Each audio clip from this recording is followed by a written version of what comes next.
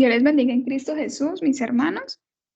Vamos a dar entonces inicio a esta reunión del estudio de la carta a los romanos. Vamos allí a empezar con la reflexión y oración inicial y vamos a leer Proverbios capítulo 1, versículo 7. Dice, el principio de la sabiduría es el temor de Jehová. Los insensatos desprecian la sabiduría y la enseñanza.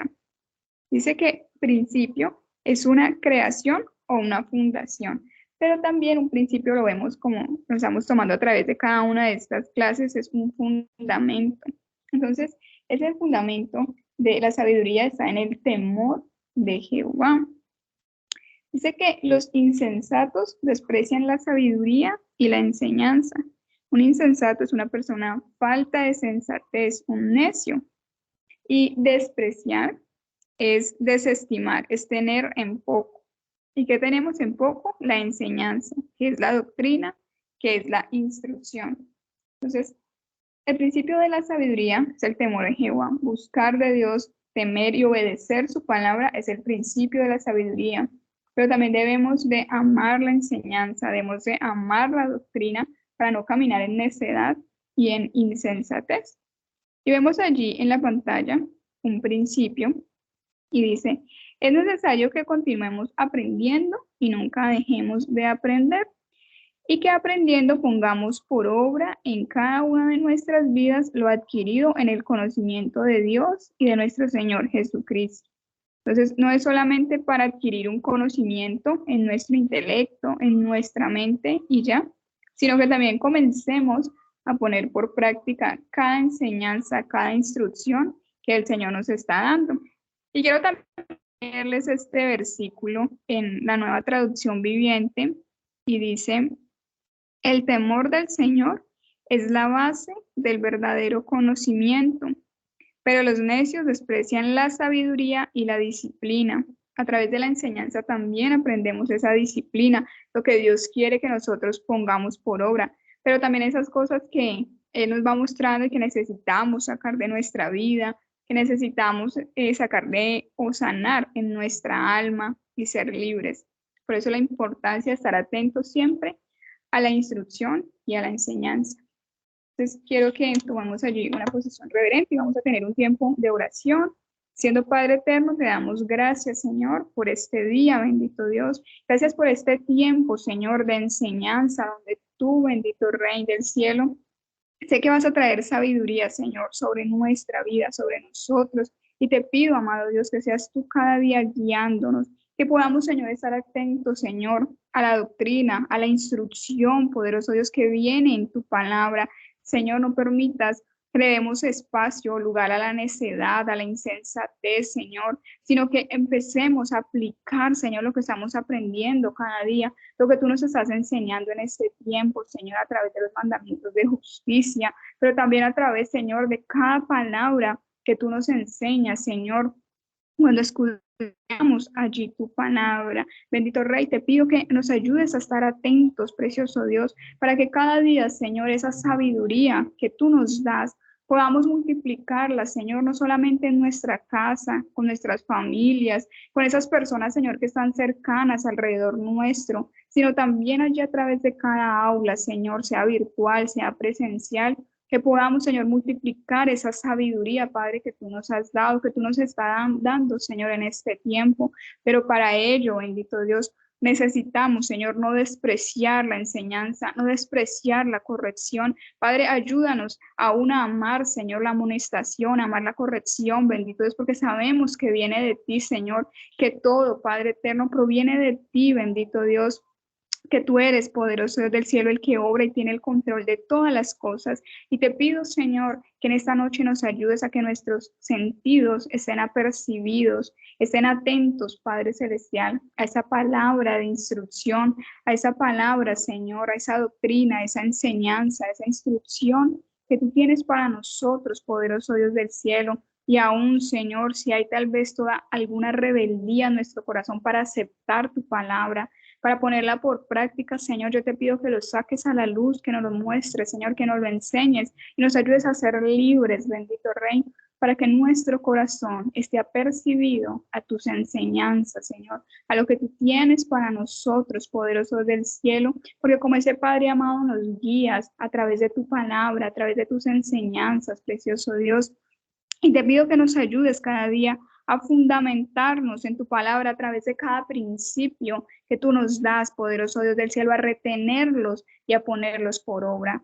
Gracias, bendito Rey, te doy toda la gloria, Señor, te doy toda la honra, toda la alabanza, toda la adoración, porque solamente tú eres digno, precioso Dios, solamente tú eres merecedor de ella, Padre eterno. Gracias, bendito Rey de gloria, en el nombre de Cristo Jesús. Amén y amén.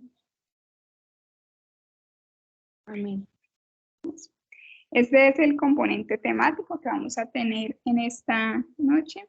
Ya tuvimos una reflexión y una oración inicial. En el punto 2 vamos a rememorar los objetivos de la cartilla en la página 1. En el punto 3, estudio doctrinal de la carta a los romanos. Continuaremos con el desarrollo del bosquejo doctrinal, que en la cartilla se encuentra en las páginas 9, 10 y 11.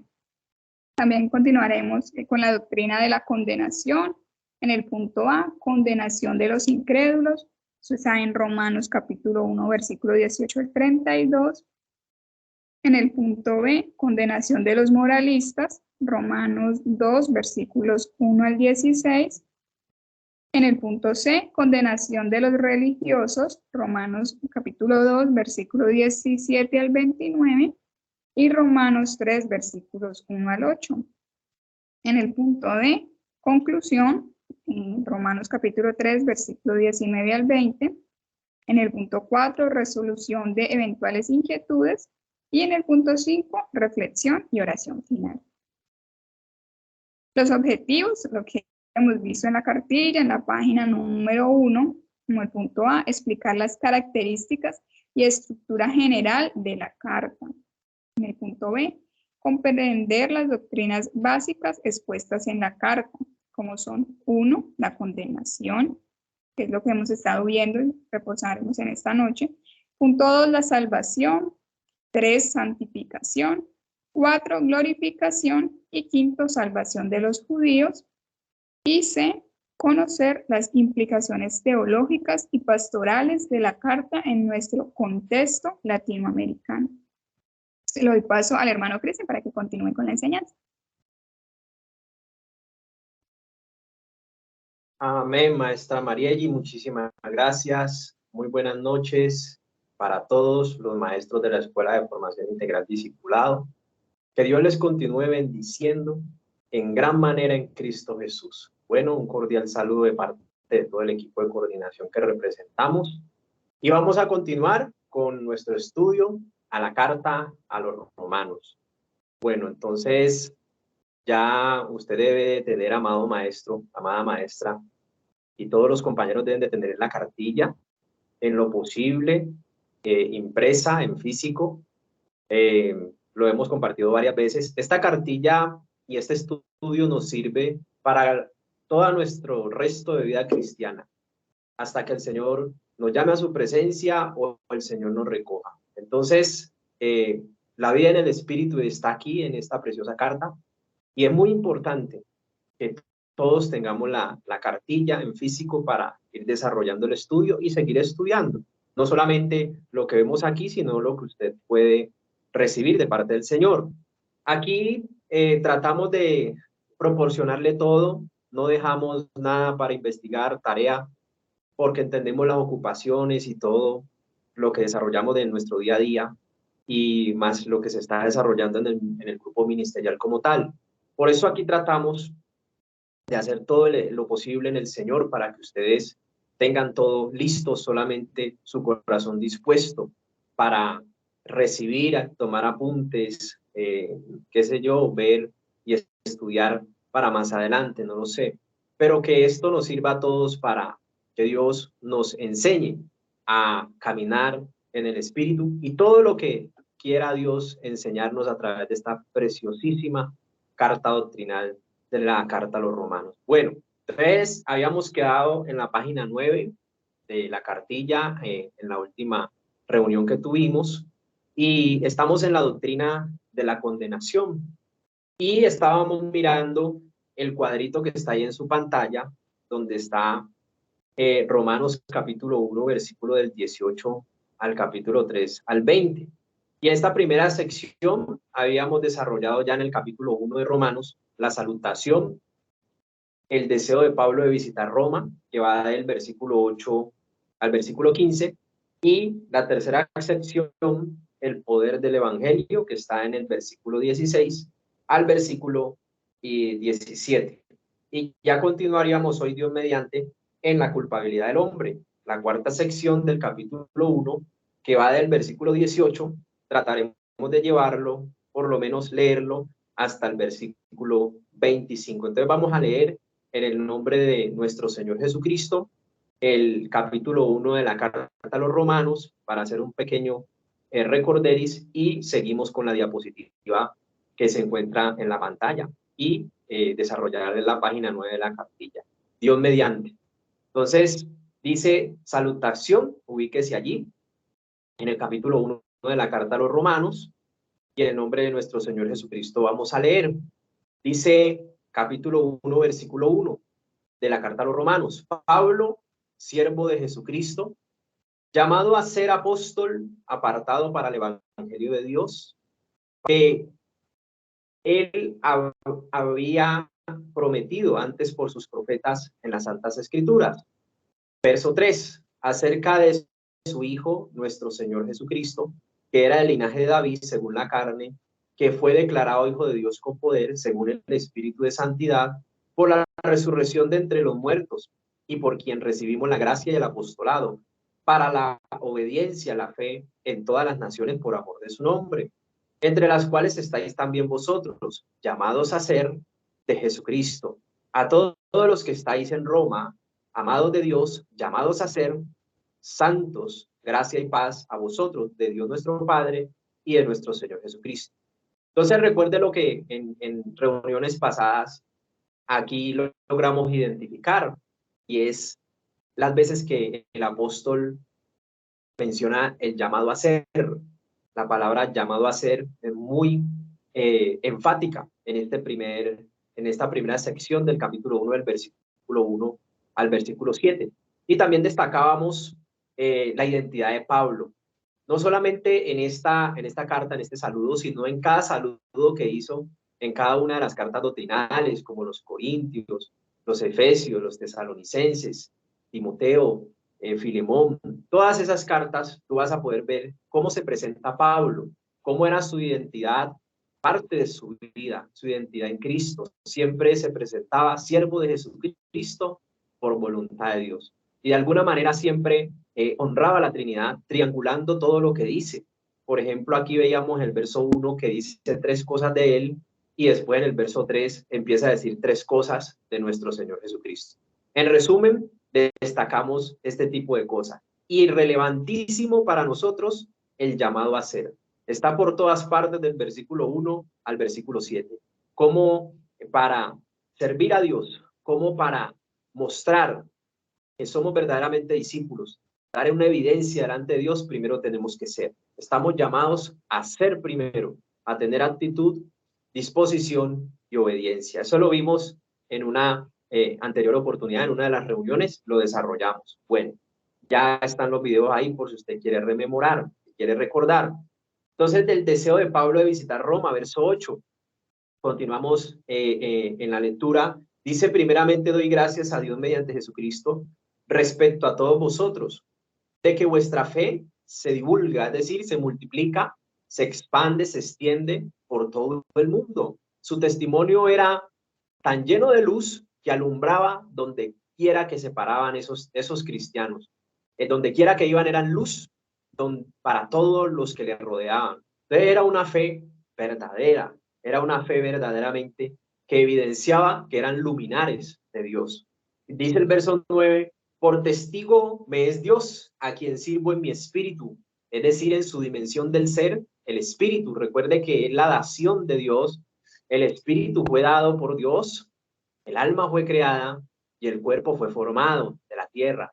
Recuérdelo, Génesis capítulo 1 y Génesis capítulo 2. Recuerden que Tesalonicenses, lo vimos también en las reuniones pasadas, primera de Tesalonicenses 5, 23 y 24, vimos cómo el Dios de paz desarrolla un proceso de santificación progresiva sobre todo nuestro ser, espíritu, alma y cuerpo. Recuerde que usted y yo, ahora en Cristo, somos un espíritu, que tenemos un alma y que vivimos dentro de un cuerpo. Y todo ese ser constituido es lo que Dios está preparando, es lo que Dios está santificando para el día de Jesucristo.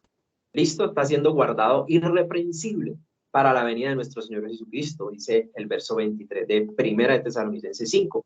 Y seguimos leyendo, dice el verso 9 entonces, porque testigo me Dios, es decir, que aquí también, sirvo en mi espíritu, en el evangelio de su Hijo, de que sin cesar hago mención de vosotros siempre en mis oraciones. ¿Cómo sabemos verdaderamente de que el componente funcional de la dimensión del ser, el espíritu, tiene que ver la conciencia, la convicción y la comunión? Porque aquí Pablo nos está desarrollando de que era un hombre de oración. Y en la oración es el principio más evidente de la persona que tiene comunión con Dios. Es el principio y la práctica espiritual más evidente de una persona que tiene comunión con Dios, que habla con Dios, que comparte con Dios, que pasa tiempo con Dios.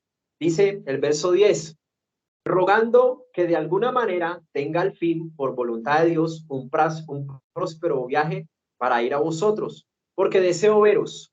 Mire la inspiración de una oración de un siervo de Dios, es para los demás. Quería ir a hacerle bien a los demás, los amaba. Y dice, para comunicaros algún don espiritual, a fin de que seáis confirmados. Él quería ir a compartir un don de Dios, un regalo de Dios, un regalo de parte de Dios, con el fin de que ellos pudieran ser establecidos en la doctrina, pudieran ser establecidos en el camino del Señor y que terminara de ser formado Cristo en su ser interior. Dice, esto es que para ser mutuamente confortados por la fe, es decir, mutuamente consolados, es parte de la humildad del apóstol Pablo, cuando decía que mutuamente, unos a otros, necesitaban consolación por medio de las escrituras. Sigue diciendo, por la fe que nos es común a vosotros y a mí. Verso 13, pero no quiero, hermanos, que ignoréis, no es bueno ignorar nada, es un pecado muy grande la ignorancia, que muchas veces me he propuesto ir a vosotros, pero hasta ahora he sido estorbado para tener entre vosotros algún fruto. Lo que él quería era finalmente llevar fruto y era manifestar ese fruto de lo que Dios le había dado. Dice, como entre los demás gentiles, es decir, a todo mundo, a griegos y a no griegos, a sabios y a no sabios, soy deudor a todas las naciones, a cualquier persona. Se sentía comprometido para compartirles el evangelio. Dice el verso 15, dice, concluye en así que, el verso 15 dice, en cuanto a mí, pronto estoy a anunciaros el evangelio. ¿Cuál era su conclusión? Así que, en cuanto a mí, era su disposición, su actitud y su compromiso en obediencia con Dios. En cuanto a mí, estoy para anunciaros el evangelio. Quería compartir el poder de Dios. Quería compartir lo único que podía salvar a la humanidad. Era el evangelio de nuestro Señor Jesucristo. También a vosotros que estáis en Roma. Bueno, segunda sección terminada. Verso 16, tercera sección del capítulo 1 de Romanos, el poder del evangelio. Poder, lo estuvimos mirando, ¿no? El poder del evangelio exhibe la omnipotencia de Dios, y si desarrollamos todo este capítulo vemos que lo único que puede salvar a la humanidad, lo único que nos puede justificar es el gran poder de Dios por medio de su buena noticia y la obra consumada por Cristo en la cruz. Verso 16, porque aquí empieza a dar a mencionarse unos conectores de explicación para que usted lo observe y lo subraye. A partir del verso 16 en adelante, hasta el verso 19, comienza cada párrafo en oración en un porqué, en una razón, en una explicación, donde el juzgador está identificando unas razones de derecho, unas razones justas de una sentencia que va a proferir. Sí, dice, verso 16, porque no me avergüenzo del evangelio, porque es poder de Dios para salvación. Él no sentía pena del evangelio,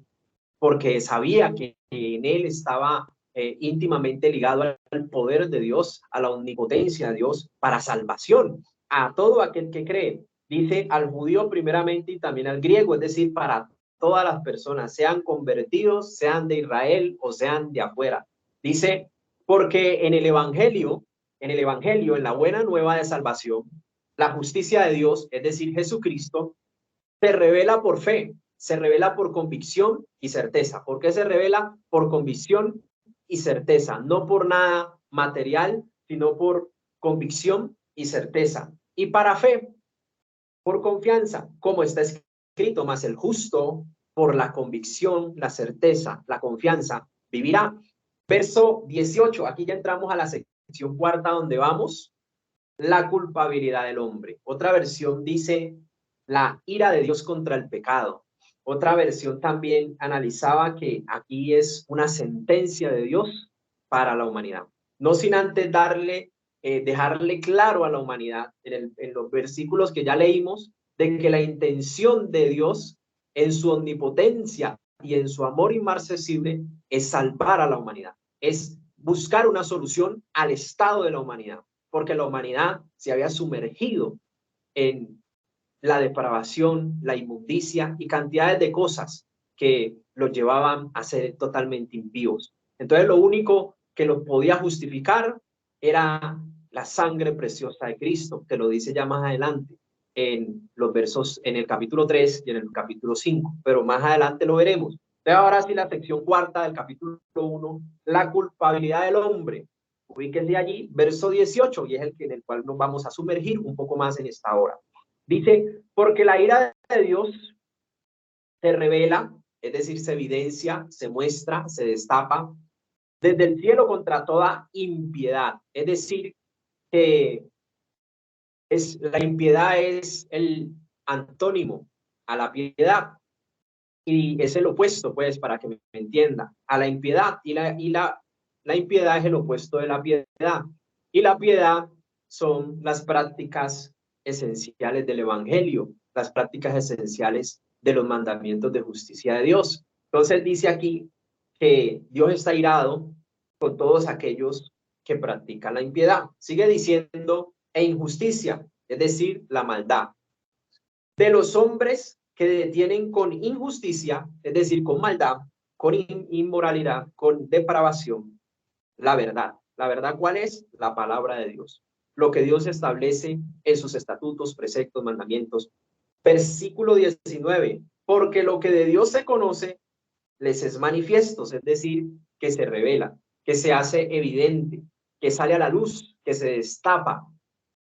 Pues Dios se lo manifestó. Dios es el que nos manifiesta todas las cosas. Él es el que nos revela todos y cada uno, a cada uno de nosotros nuestro estado, nuestra condición, porque Él todo lo ve desde el cielo. Ve el estado de los corazones. Dice verso 20, porque las cosas invisibles de Él, note que cada versículo que hemos leído hasta aquí empieza con la palabra ¿por qué?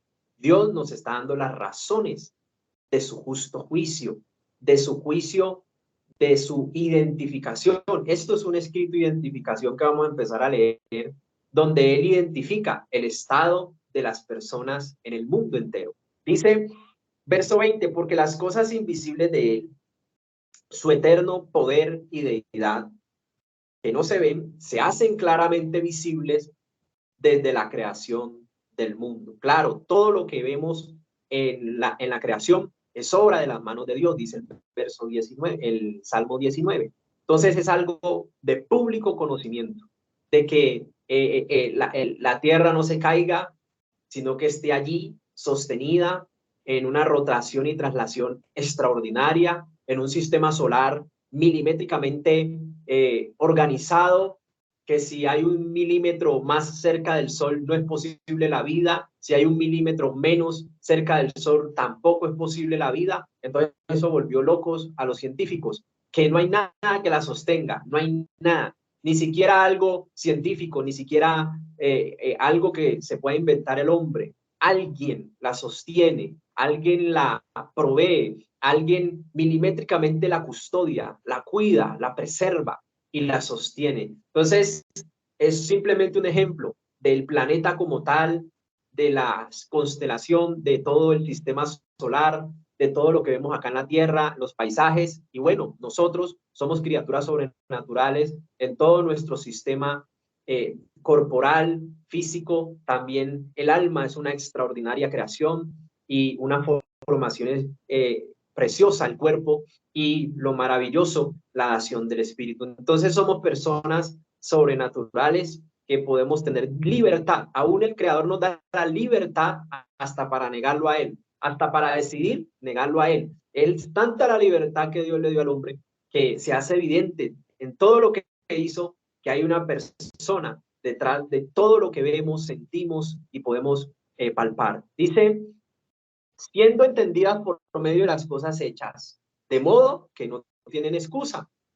Pues habiendo conocido a Dios, mire que conocían a Dios, precisamente nos acaba de decir que todos conocemos a Dios por medio de la creación. Es una revelación general y es una revelación natural. Toda persona, y es de público conocimiento, ha conocido a Dios. Dios lo dice aquí en el verso 21. Pues habiendo conocido a Dios, no le glorificaron como a Dios, ni le dieron gracias, sino que, o es decir, que eran desagradecidos con Dios, sino que se envanecieron, es decir, se enorgullecieron en su propia, ¿cómo se dice? Su propia filosofía, su propia arte de pensar. Claro que sí, se envanecieron en sus razonamientos, en su necio corazón, fue entenebrecido. Verso 22, es decir, fue lleno de tinieblas, se oscureció sus caminos. Verso 22, profesando ser sabios, se hicieron necios y cambiaron la gloria de Dios incorruptible en semejanza de imagen de hombre corruptible, de aves, de cuadrúpedos, de reptiles. Verso 24.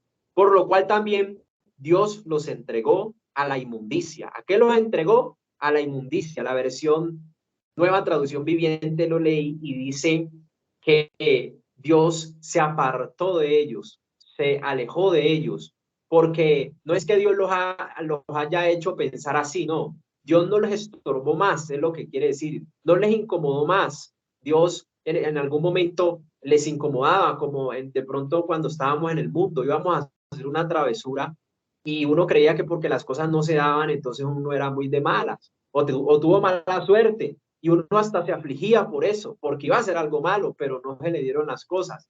Entonces uno hasta se afligía, pero podemos ver de que aún ahí Dios estaba en su misericordia evitando todo ese tipo de mal, y uno lo veía y se afligía, y lo veía como algo, como mala suerte, o como que no se le dieron las cosas, que nada le sale bien, pensaba uno en el mundo. Pero aquí nos dice, entonces, por lo cual también Dios los entregó a la inmundicia, es decir, Dios ya se alejó de ellos, se apartó de ellos, para que ahora sí hicieran pues lo que estaba en su corazón, ¿ya? Ellos ya eran así, no es que Dios lo haya hecho así, sino que ellos ya eran así, como nos describe y nos identifica Dios a través del apóstol Pablo en esta escritura. Dice, por lo cual también Dios los entregó a la inmundicia en las concupiscencias de sus corazones. Mire que ya su corazón estaba inclinado a eso. De modo que deshonraron entre sí sus propios cuerpos, fornicaron, es el pecado que está en nuestro propio cuerpo, ya que cambiaron la verdad de Dios por la mentira, honrando y dando culto a las criaturas antes que al Creador, el cual es bendito por los siglos. Amén. Entonces aquí podemos ver un escrito de identificación. Hasta ahí, maestros, ¿ustedes tienen alguna pregunta, algún aporte, alguna recomendación que Dios haya puesto en su corazón? Puede abrir el micrófono y puede participar. Recuerde que esto no es una prédica, esto no es un culto, no, esto es un estudio donde interactuamos de lo que usted puede identificar y lo que Dios le haya dado, de lo que hasta aquí hemos compartido hasta el verso 25 de este capítulo 1 en estudio. Bueno, ahora sí, si no hay aportes aún allí, ¿ven? Entonces seguimos en la pantalla con la diapositiva 4, donde tenemos entonces ahora sí la doctrina de la condenación. Acabamos de leer con un énfasis agregado del verso 18 al verso, nos dice aquí que la doctrina de la condenación va del verso 18 hasta el 32, pero leímos hasta el 25. Entonces vamos a desarrollar la diapositiva que está allí en pantalla y dice capítulo 1, versículo 18 al 3 al 20, dice que hay tres tipos de personas en el mundo y están identificadas de la siguiente manera. Para que aquí en este escrito que acabamos de leer se va a desarrollar un tipo de condenación. Por eso habla en el título la culpabilidad del hombre. Aquí cuando habla de la culpabilidad está hablando de un veredicto, ¿sí? De una sentencia, de una decisión de Dios donde identifica el estado de las personas y entonces va a explicar sus razones, sus motivos por los cuales se condenan. Entonces, lo que acabamos de leer es precisamente los motivos por los cuales se condenan. Por eso son culpables, porque es la decisión de la providencia de Dios al ver el estado de sus corazones. Por eso dice doctrina, es decir, la enseñanza de la condenación. ¿Condenación qué quiere decir? Una sentencia, un juicio, un juzgamiento, una decisión, sentido del fallo, dice aquí, o providencia, sentido del veredicto. En este caso, condenación, el sentido del fallo, el sentido del veredicto, del juicio del juez, está diciendo que es adverso al que estaba siendo procesado, al que estaba siendo investigado, salió adverso, es decir, salió contrario a él, es decir, que lo condena. Y la condenación es lo contrario, el antónimo a la absolución, a la exoneración. En este caso es condenación. Bueno, entonces dice condenación de los incrédulos paganos. Dice después que están desde el versículo 18 al 32, están los paganos. Dice después que está la condenación de las personas moralistas, que está ya en el capítulo 2 del verso 1 al 16, y está la condenación de los religiosos, que está en el capítulo 2, versículo 17, al capítulo 3, versículo 8. Y dice la conclusión, todos los seres humanos están condenados. Está del capítulo 3, del verso 9 al 20. Bueno, entonces vamos a iniciar con los paganos. No sin antes decirle que ahí en la pantalla tenemos tres punticos a desarrollar. Dice, el alma viviente que se autojustifica no podrá disfrutar de la justificación por medio de nuestro Señor Jesucristo.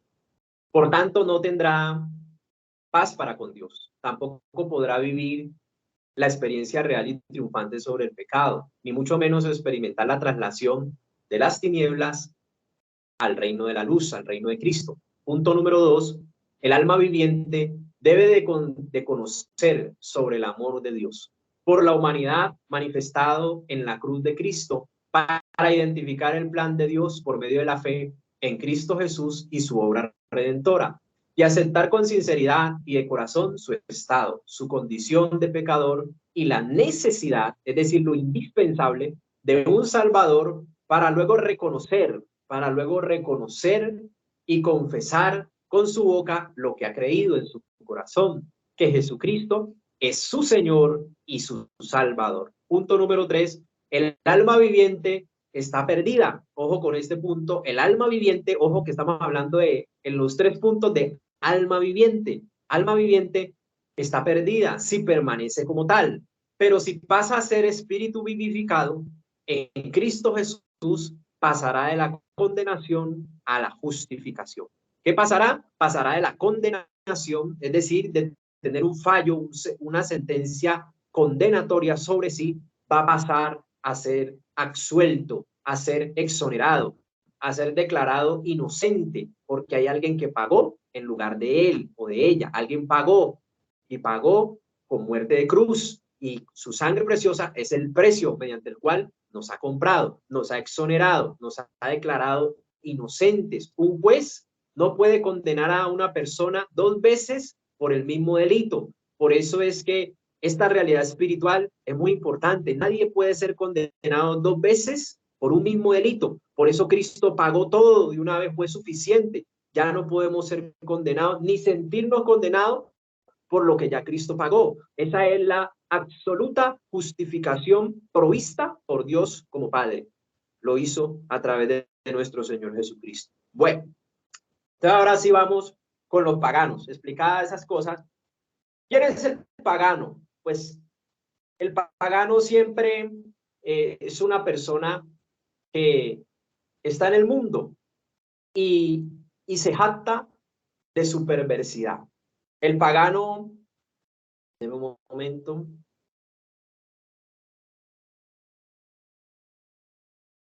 el pagano por regla general es una persona que cuestiona siempre las cosas de Dios, siempre cuestiona y dice, ¿y por qué hay pobres?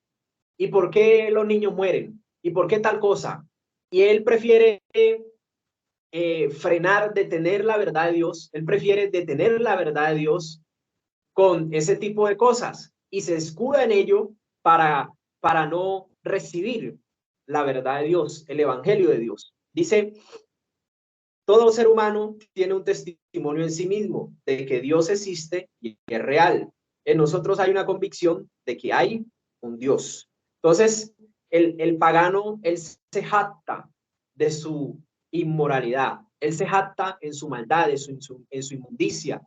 Él mismo dice, vea, usted que va a esa religión, usted que va a esa iglesia, y yo mantengo bebiendo, a mí me va bien y yo no necesito de ese Dios, yo no necesito ir a la iglesia, yo no necesito de ese Jesús, no necesito de nada de eso. Y yo tengo plata, yo trabajo y gano millones, tengo mi casa, usted ni tiene casa. O quizá dice, usted ni tiene lo que yo tengo, para no entrar en detalles.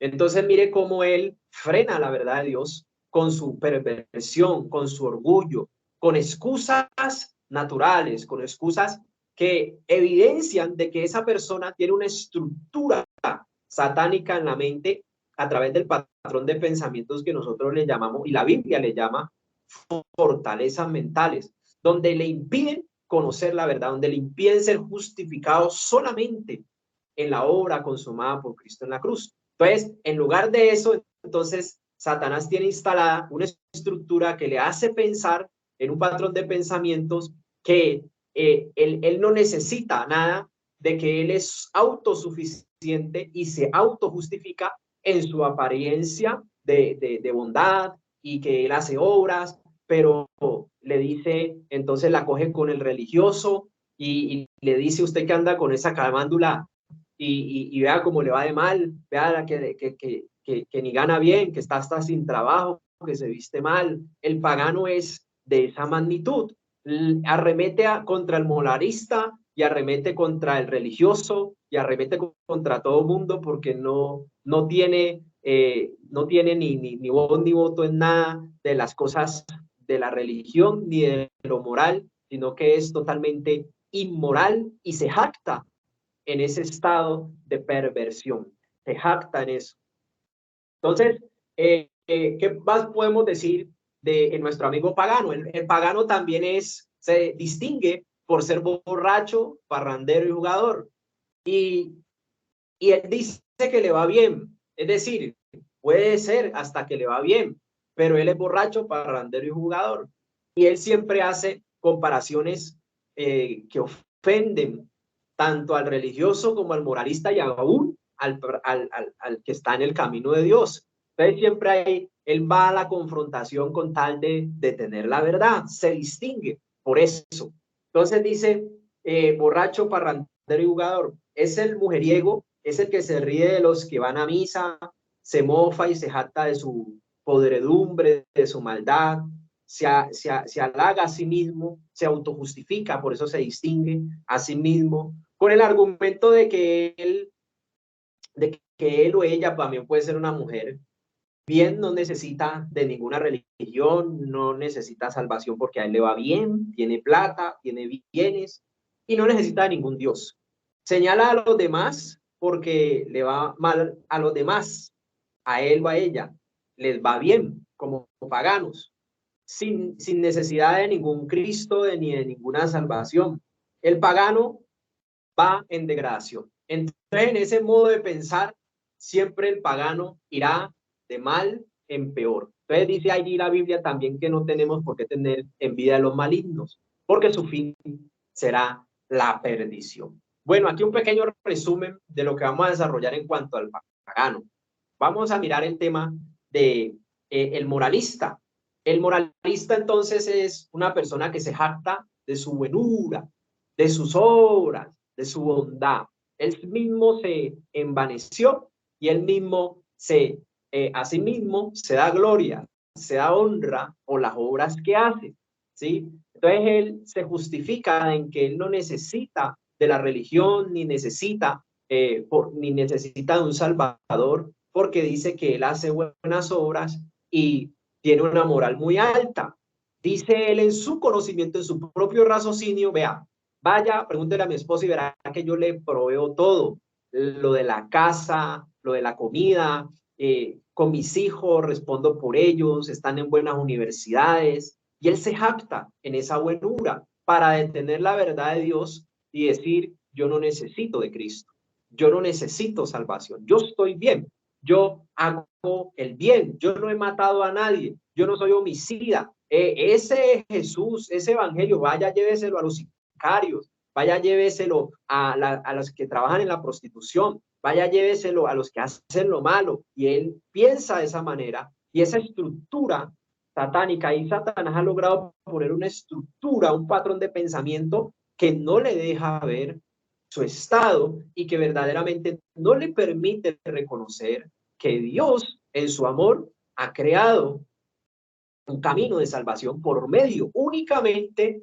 de la fe en Cristo Jesús. Entonces ahí vemos que todo este episodio, toda esta identificación de este nivel 1, mi justificación, es tan importante para trabajar allí los audios de las fortalezas mentales, porque hay que destruir esa conducta, esas razones que traemos del mundo y que llegamos de pronto así al evangelio. Hay que hacer ese trabajo en el nivel 1, indispensable, indiscutible, todo lo que hemos compartido de estos dos personajes, de esta fortaleza de estos dos personajes que son personas que Dios está identificando en el mundo como personas que se condenan. Aquí el apóstol en el Espíritu está diciendo por qué se condenan estas personas que tienen este tipo de conducta y excusa delante de Dios para detener su verdad. Bueno, entonces se jacta de su buenura y sus obras. Dice, yo soy muy bueno, no le hago mal a nadie y no necesito ir a misa, ni a Dios. Bueno, y él le recomienda hasta a las personas, pregúntele a mi mamá y verá que yo la honro, le tengo su mercado, la tengo viviendo bien, mi familia está bien, y en todas esas obras la persona se jacta y cree que se salvará. Entonces dice que detiene la verdad de Dios por esas obras. Dice, soy buen hijo, soy buen esposo, soy bueno en la sociedad. Y se jacta en su propio razonamiento, ahora lo vimos. Dice el moralista, entonces se jacta y se enaltece. Mire que hasta ahora tanto el pagano como el moralista se distinguen por estar viviendo, por estar como alma viviente, es decir, estar vivos en la carne, es decir, en su manera de pensar, su manera de decidir y asimismo su manera de sentir, asimismo viven. Entonces son personas que se caracterizan por tener viva esa naturaleza de la iniquidad, esos pilares de iniquidad que son el orgullo y la codicia. Aquí el moralista también se jacta, ¿sí? De lo que se envaneció, se entenebreció su corazón, se llenó de tinieblas, ¿sí? Aunque dice que no le hace mal a nadie. Y dice, así por tanto, rechaza al Salvador porque está convencido de que no necesita justificación. El que se autojustifica está convencido, está plenamente estructurado por Satanás. Hay una estructura, un patrón de pensamiento en su forma de pensar que le lleva a creer que no necesita justificación, que no necesita el Salvador, que no necesita la sangre de Cristo. Dice, el orgullo lo lleva a autojustificarse, lo cual le impide ser consciente de su estado de pecador y concluye que no necesita un Salvador. Le voy a volver a repetir esa parte, me parece importante. El orgullo lo lleva a la autojustificación, lo cual le impide ser consciente de su estado de pecador y concluye que no necesita a un Salvador. Ahora, la condenación de los religiosos. La condenación de los religiosos. El religioso habla muy bonito, trata de aparentar, ser muy santo, pero todo es culto exterior. Aparenta una virtud de santidad, de castidad, y se mofa y se enaltece en sus prácticas religiosas, en sus cultos y en su doctrina religiosa, es decir, en los ritos y en las tradiciones. Ese es su fundamento, es el fundamento para decir, no necesito de Cristo, yo no mato a nadie tampoco. Este sí tiene algo de moral, tiene mucho del moralista y lo complementa con su doctrina, sus ritos, y ahí se apoya y se fortalece en ese fundamento y le lleva a decir, vea, es que yo oro los 1000 Jesús, yo hago el Santo Rosario, yo tengo 4 o 5 santos a los cuales soy devoto. Entonces, él se apoya en esa fortaleza de que los ídolos o de que su tradición o de que su cultura religiosa le van a permitir ser aceptado delante de Dios como una persona buena. Entonces, estos también se distinguen por el orgullo y se distinguen también porque muestran es un culto, el culto exterior. Estos religiosos también lamentablemente hay dentro de la iglesia cristiana. Cuando usted escucha a una persona juzgando a otra, se va a condenar porque no tiene la falda hasta las rodillas, se va a condenar cuando no sabe de que el proceso de Dios va de adentro hacia afuera, que si la persona primero trabaja en el ser, esa persona solita, sin que nadie se lo diga, va a vestir diferente, ¿sí? Solito, sin que nadie se lo diga, porque es una manifestación de la obra de Dios en su vida. Pero el religioso es juzgador, el religioso por lo que ve, a sí mismo juzga. Ve si él lo ve, o si él ve una mujer con poca ropa, entonces la juzga y asimismo piensa y asimismo juzga. Y dice, se basan en la santidad, el religioso se fundamenta en todo lo exterior, en el estado y en la apariencia del cuerpo. Y dice, pero se jacta en su religión, también es moralmente bueno. El religioso se jacta en su denominación. Por ejemplo, si es católico, romano, entonces él se ciñe a su religión como fuente de aceptación delante de Dios, como fuente de salvación. Entonces detienen también la verdad porque se sienten justificados en sus tradiciones, en lo que hacen, en sus ritos, en su cultura religiosa. Entonces es muy importante que ustedes sepan que estos se distinguen por su camándula, por ser honestos, muchos de ellos profesan ser honestos, también dicen yo no he matado a nadie, yo no he robado a nadie, se jactan y se autojustifican en ese tipo de cosas. Entonces, el pagano, en conclusión, también tiene adoraciones y ritos, pero ya lo hace con cosas que son otros tipos de dioses. Ya no tiene que ver con las religiones conocidas, sino que adora a otros dioses extraños. El moralista es su propio Dios en sí. Él es el mismo en su buenura, es su propio Dios.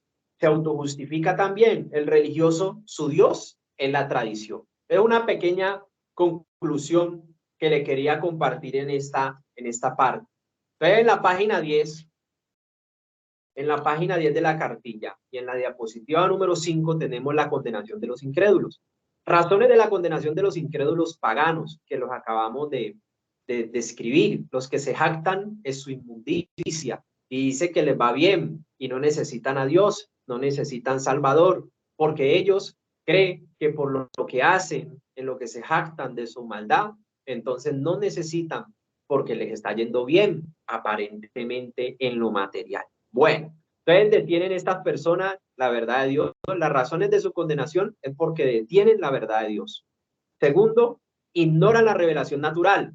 Ellos ignoran todo lo que Dios hizo y cómo Dios se les reveló en toda la creación. Tercero, cambiaron la gloria de Dios por cosas corruptibles, cosas creadas por lo material, por los deseos, por la carne, por vivir en los deseos y en las pasiones, en sus concupiscencias. Entonces cambiaron la gloria de Dios, prefirieron el deseo y las pasiones de este mundo y los placeres, y se jactaron en todas esas cosas porque decían que les iba bien, y mejor era adorar los placeres de este mundo que la gloria de Dios, que de pronto para ellos no deja hacer nada. Entonces se fundamentan de esa manera. Y eso tiene unos resultados que ya se dan del verso 24 en adelante. 3 resultados que se distinguen aquí en la cartilla: entregados a la fornicación, entregados a la perversión y entregados a una vida depravada.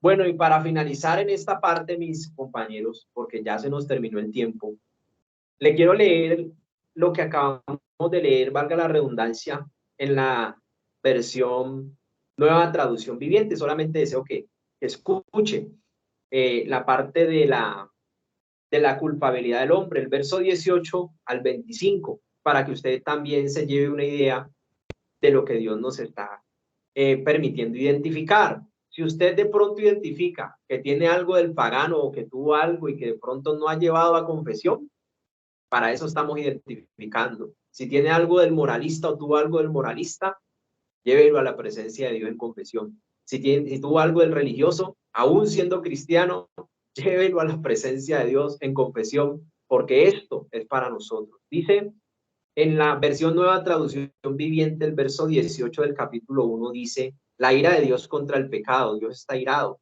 pero Dios no muestra su ira desde el cielo contra todos los que son pecadores y perversos, que detienen la verdad con su perversión. Recuerde lo que compartimos del pagano. Verso 19. Ellos conocen la verdad acerca de Dios porque Él se la ha hecho evidente. Verso 20.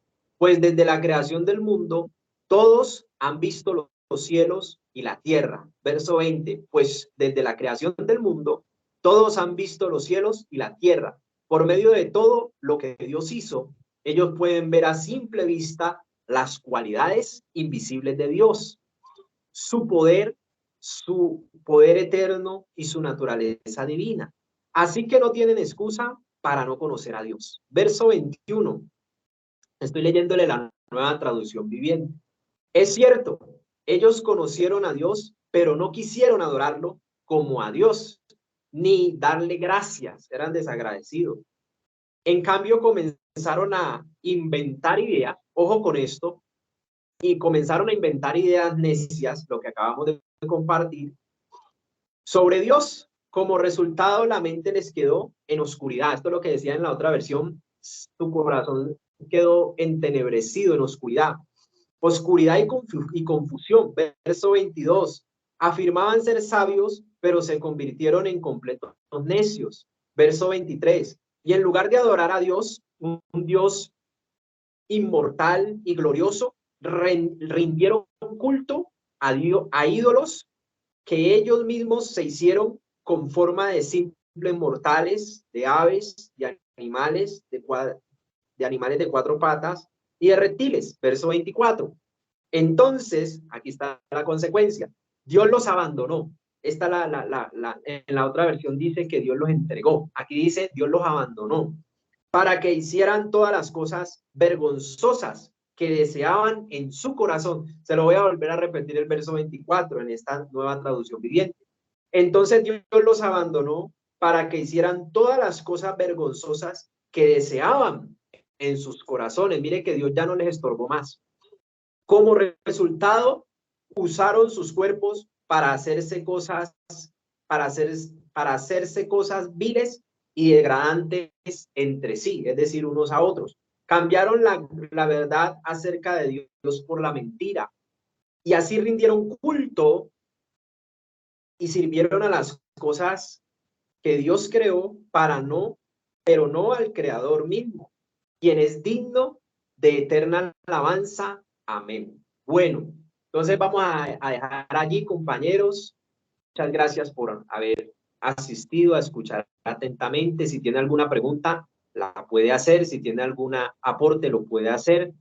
Tenemos un minutico más, pero usted puede participar. Bueno, entonces le damos paso a nuestra compañera Sonia, si no hay resolución de preguntas y respuestas, entonces nuestra coordinadora compañera Sonia Riascos, que nos va a despedir en oración, no sin antes regalarnos, compartirnos una reflexión final. Muchas gracias a todos, que Dios les bendiga. En Cristo Jesús no se olvide de reportar asistencia. Adelante, maestra Sonia, con su participación. Muchas gracias, hermano Cristian. Buenas noches para todos mis hermanos. Bueno, ahí en la diapositiva tenemos el versículo bíblico de Salmos 32:8. Salmo 32:8. Nos dice la palabra: en el nombre de nuestro Señor Jesús, te haré entender y te enseñaré el camino que debes andar. Sobre ti fijaré mis ojos. Bueno, podemos ver que es un versículo, pues puede decirse que corto. Quería darles el significado de las palabras en la concordancia, pero bueno, el tiempo es corto, entonces yo sé que ustedes, como son tan juiciositos, pues lo harán más adelante y podrán mirar cada significado. La verdad que cada significado de estas palabras es bastante amplio. No nos daría el tiempo para leerlo, pero y es bien importante que lo hagamos, mis hermanos. Entonces, bueno, les quiero decir que al decirnos la palabra, te haré entender, pues nos quiere decir que el Señor nos da una idea clara de lo que nos quiere comunicar, el conocimiento de su palabra, sus ideas. Él nos dice también que nos quiere enseñar. Y allí precisamente en la definición de la concordancia nos dice que enseñar es que fluya como agua, que corra, que brote como un río. Entonces, eso es lo que Él quiere, que ese conocimiento, que esa enseñanza brote en nuestra vida, que corra como ríos, que precisamente Él nos está enseñando, Él nos está capacitando lo que estamos haciendo hoy. También nos dice allí que el camino es como el curso de la vida. Y en la palabra, en Proverbios capítulo 14:12, nos dice que hay caminos que al hombre le parece derecho, pero su fin es de muerte. Nosotros anteriormente pensábamos que el camino por donde andábamos era el correcto, porque decíamos, bueno, lo que hago no está tan mal, o no está mal delante de Dios, porque no robo, no mato, pero realmente estábamos muy equivocados. Y solamente la misericordia de Dios fue la que nos sacó de ese camino de perdición y nos trajo al camino de la salvación. Así que nuestra mejor elección, mis hermanos, es dejar que Dios nos enseñe el camino que Él nos ha establecido. Dios está dispuesto a enseñarnos, a capacitarnos. Así que nosotros lo que hemos de hacer es aceptar su consejo, permaneciendo en el camino en el que estamos. Así que, bueno, mis hermanos, vamos a darle gracias al Señor por este tiempo de bendición que nos ha permitido tener, porque es una gran bendición que Él nos esté capacitando, Él nos esté enseñando, Él nos esté instruyendo. Y gracias a todos y cada uno de nosotros, porque el Señor nos permite disponer nuestros corazones para eso, para que Él nos enseñe, para que Él nos capacite, para que cada día nos lleve por ese camino de perfección. Entonces le damos gracias. Padre Celestial, en esta hora de la noche, te damos infinitas gracias, Padre bueno, porque bendito Dios, tú eres grande, tú eres tan maravilloso. Tu palabra dice que tuya es, oh Jehová, la magnificencia, tuyo es el poder, tuya es la gloria, la victoria, el honor, porque todas las cosas que están en los cielos y en la tierra son tuyas. Tuyo, Jehová, es el reino y tú eres excelso sobre todo. Tuyas son las riquezas, la gloria, el poder. Todo procede de ti, mi Dios. Tú dominas sobre todo y en tu mano está la fuerza y el poder, y en tu mano el hacer grande y el dar poder a todos. Tú no lo dices ahí en tu palabra, Señor, y así es. Tú eres digno, Señor, de recibir la gloria, el honor, la grandeza, bendito Dios. Estamos infinitamente agradecidos por todo, Señor, lo que tú haces por nosotros a diario. Gracias, bendito Dios del cielo. Ayúdanos, Padre Santo, a tener esa disposición, esa actitud, esa obediencia, Señor, en la enseñanza, en todo lo que hagamos, bendito Padre Celestial. Gracias, bendito Padre Celestial, porque tú, Señor, eres el que nos capacita, el que nos enseña, Señor. Ayúdanos, poderoso Dios, a revelar todo lo que hay en nuestro interior, en nuestro corazón. ¿Cómo está, Señor, ese estado, nuestra alma delante de ti, Señor? Líbranos de toda apariencia, líbranos, Señor, del orgullo, líbranos de la altivez, líbranos de la prepotencia, de la codicia, Señor. Ayúdanos, Padre Santo, a depender cada día más de ti. Ayúdanos a que todos los días busquemos y tengamos, Señor, esa hambre, esa necesidad de ti, poderoso Dios. Yo te doy muchísimas gracias, Señor. Bendigo la vida del hermano Cristian Eduardo. Bendigo la vida de todos y cada uno de los maestros, de los discípulos. Señor, gracias, bendito Padre, por lo que estás haciendo en este ministerio, Señor. Te bendecimos, Señor, te damos toda la gloria. Permítenos, Señor, tener un descansar en paz y tranquilo en esta noche. En el nombre de Cristo Jesús, amén y amén. Que Dios los bendiga, mis hermanos. Amén. Bendiciones en Cristo Jesús para todos. Amén. Dios les bendiga. Amén. Dios Amén. les bendiga en Cristo Jesús. Amén. Dios les bendiga en Cristo Jesús. Dios les bendiga grande y poderosamente en Cristo Jesús, hermanos. Feliz y bendecida Amén. noche para todos, hermanos. Gracias, hermano Bendiciones. Cristian. Bendiciones. Dios me los bendiga. Dios les bendiga a todos y muchas gracias.